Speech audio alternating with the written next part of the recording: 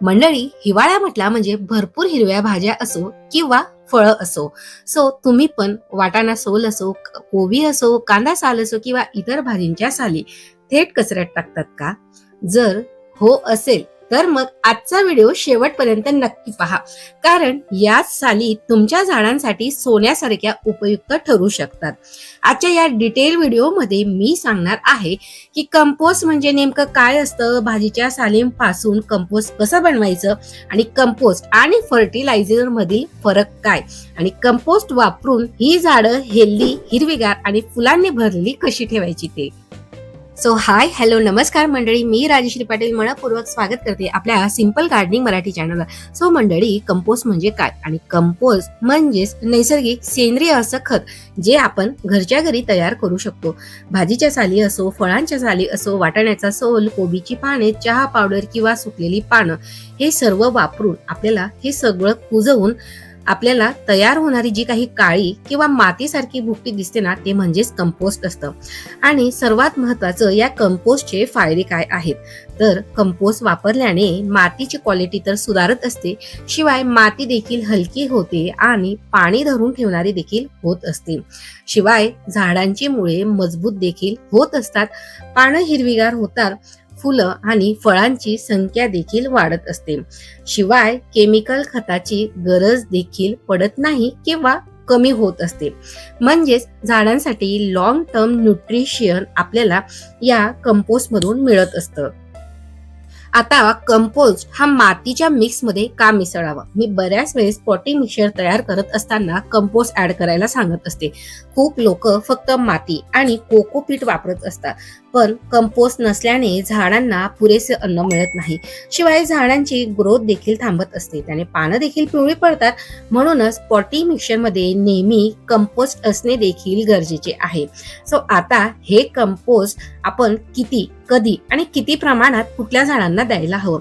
जर कुंडी छोटी असेल तर महिन्यातून एक वेळा 2 ते 3 चमचे पुरेसं आहे. जर कुंडीचा आकार मोठा असेल तर मात्र 2 ते 3 मूठ अगदी माती हलकी करून वरच्या वर तुम्ही त्याला मिक्स करून द्यायचं आहे. फुलझाडं असो किंवा भाजीपाला असल्यास तुम्हाला 20 ते 25 दिवसातून एक वेळा दिलं तरी मात्र पुरेसं आहे. कंपोस्ट म्हणजे औषध नाही, तर ते झाडांचं रोजचं अन्न आहे, म्हणून त्याला देखील बॅलन्स ठेवणं तेवढंच गरजेचं आहे. कंपोस्ट कधीच जास्त देऊ नका, त्यामध्ये देखील मॉडरेशन देखील महत्वाचं आहे. अति प्रमाण देखील नुकसानदायक असतं. ऑर्गॅनिक असलं म्हणून काय झालं, घरगुती असलं म्हणून काय झालं, ते देखील झाडांना पचेल इतकंच देणं गरजेचं आहे. मी माझ्या झाडांना नेहमी घरगुती फुलांपासून तयार असलेलं असो किंवा भाजीच्या सालींपासून तयार केलेलं किचन वेस्ट कंपोस्ट हे वापरत असते. कुठल्याही प्रकारचं बाजारातून विकत आणलेलं किंवा केमिकल फर्टिलायझरचा वापर नसतो. म्हणून प्रत्येक सीझन मध्ये आणि प्रत्येक वातावरणामध्ये माझी झाडं ही नेहमी स्ट्रेस फ्री राहत असतात. शिवाय मागचे 15 दिवस मी बाहेर गावी गेलेली होती, तरी देखील एकही झाड माझं खराब झालेलं नव्हतं, कारण त्यामध्ये नेहमी ऑर्गॅनिक गोष्टींचाच वापर केलेला असतो, म्हणून त्या दीर्घकालीन देखील टिकत असतात. आता बाजारामध्ये ऑनलाईन तुम्हाला भरपूर असे कंपोस्ट मिळून जातील. चांगला कंपोस्ट मात्र कसा ओळखायचा हे देखील आता पाहूया. बरेच लोक म्हणतात की मी कंपोस्ट विकत आणून वापरला, पण मात्र त्याचा काहीच फरक हा झाडांवर झाला नाही किंवा फरक पडला नाही, कारण कंपोस्ट हा चुकीचा असतो, म्हणजेच तो भरपूर असा भेसळयुक्त असतो. सध्या मार्केटमध्ये जुने असलेले जे काही शेणाच्या गौऱ्या असतात, त्यामध्ये भरपूर अशी माती वगैरे मिक्स करून कंपोस्ट अगदी स्वस्त देखील विकले जात असते. नेहमी कंपोस्टचा रंग हा काळसर, म्हणजेच मातीपेक्षा थोडा अजून डार्क असायला हवा. त्याचा वास थोडा मातीसारखा किंवा गंध असलेला देखील चालेल. कंपोस्ट हा हाताला चिकट नसावा किंवा ओलसर देखील नसायला हवा. ओलसर जरी असला तरी देखील मात्र त्याचा चिखल नसावा. जर कंपोस्टचा वास कुचका आला तर समजा तो अजून पूर्णपणे तयार झालेला नाही, आणि अर्धवट कुजलेला जो काही कंपोस्ट आहे, असा कंपोस्ट आपल्या झाडांसाठी फायदा नाही तर मात्र नुकसानकारक असतो. शिवाय अगदी मोठे मोठे मातीसारखे कडक ढिगाळे असणारे जे काही कंपोस्ट म्हणून विकले जात असतात, ते देखील कंपोस्ट मात्र योग्य नसतात. तर मग मंडळी, तुम्ही म्हणाल की आता मार्केटमध्ये नर्सरीमध्ये ऑनलाईन ऑफलाईन भरपूर असे कंपोस्ट मिळत असतात आणि ते तर पॅकिंग असतात, बाहेरून त्याला भरपूर अशा त्यामध्ये चांगल्या गोष्टी लिहिलेल्या असतात, पण आतील कंपोस्टची टेस्ट किंवा तो कसा ओळखायचा, म्हणजेच योग्य असा कंपोस्ट कुठून घ्यायचा. मी नेहमी सांगते की शक्य झाल्यास घरच्या घरी कंपोस्ट बनविण्याला प्राधान्य द्या. अगदीच तुमच्याकडे वेळेची कमतरता असेल तर मग तुम्ही एखाद्या नर्सरी किंवा तुमचा एखादा ट्रस्टेड सेलर असेल त्याच्याकडून घ्या, किंवा उगाऊ वगैरे सारखे जे काही ब्रँड आहे त्यांची देखील क्वालिटी बेस्ट आहे. अगदी तुम्हाला Amazon, फ्लिपकार्टवर देखील मिळून जात असते, पण मात्र त्यांची जी किंमत आहे ना ती थोडी जास्त आहे. शिवाय मी लास्ट टाइमला जिओ मॅन्युअर म्हणून वापरलेलं होतं, मला त्यांच्याकडून प्रमोशन आलेलं होतं. सो मी एकदा स्वतः विकत घेऊन देखील वापरलेलं आहे. सो त्याचा देखील रिझल्ट अतिशय छान आहे. सो ऑनलाईन घेत असाल तर रिव्ह्यू मात्र नक्की वाचा.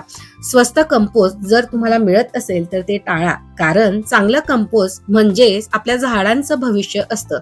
सो खरेदी करताना खूप ओलसर कंपोस्ट टाळा. केमिकल स्मेल असलेलं कंपोस्ट देखील मात्र घेऊ नका आणि पूर्ण तयार झालेलं कंपोस्ट देखील खरेदी करू नका.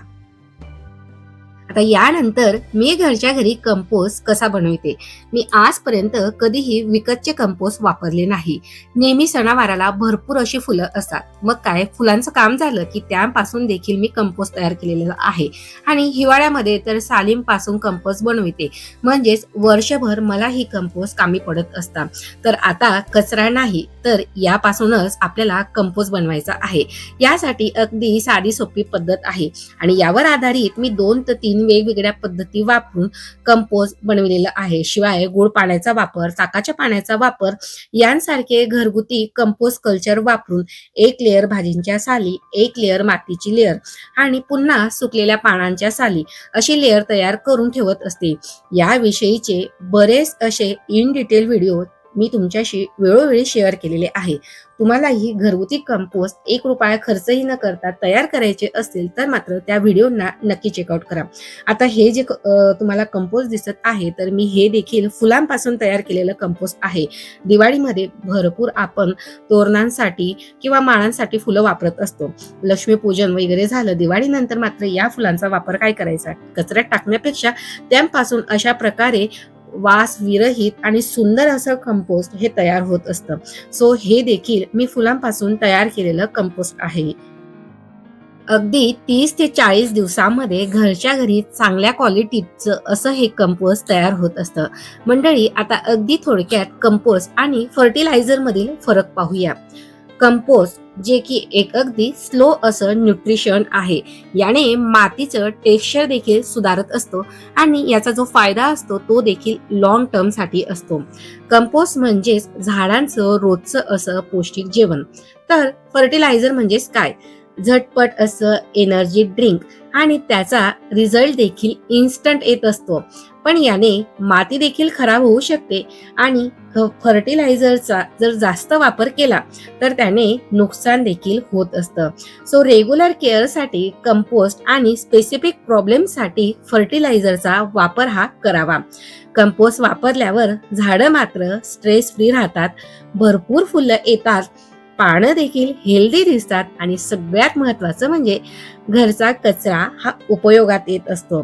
तर मग मंडळी, आजपासून एक गोष्ट लक्षात ठेवा, भाजीची साल म्हणजेच कचरा नाही तर ती आपल्या झाडांची ताकद आहे. जर हा व्हिडिओ तुम्हाला थोडा जरी हेल्पफुल वाटला असेल तर मग एक लाईक तो बनता आहे. कमेंटमध्ये देखील तुम्ही कंपोस्ट लिहून पाठवा आणि हा व्हिडिओ जास्तीत जास्त शेअर करा आणि चॅनलला देखील जर अजूनही फॉलो केलं नसेल तर मात्र पटकन फॉलो करून बेल आयकॉन प्रेस करून घ्या, कारण तुमच्या एका शेअरमुळे आणखी एका झाडाचं आयुष्य देखील वाढू शकतं. चला तर मग तुम्ही देखील कंपोस्ट बनवायला सुरू केलं नसेल तर मात्र आता या हिवाळ्यापासून ही संधी दवडू नका आणि त्याचा रिझल्ट कसा आहे ते देखील मात्र मला लवकरात लवकर सांगा. चला तर मग भेटू. आणि हो, इंस्टाग्रामला देखील फॉलो केलं नसेल तर @सिम्पल गार्डनिंग मराठी त्या ठिकाणी देखील फॉलो करून घ्या. तोपर्यंत मात्र तुमची आणि तुमच्या झाडांची देखील काळजी घ्या. So take care and bye friend, happy gardening.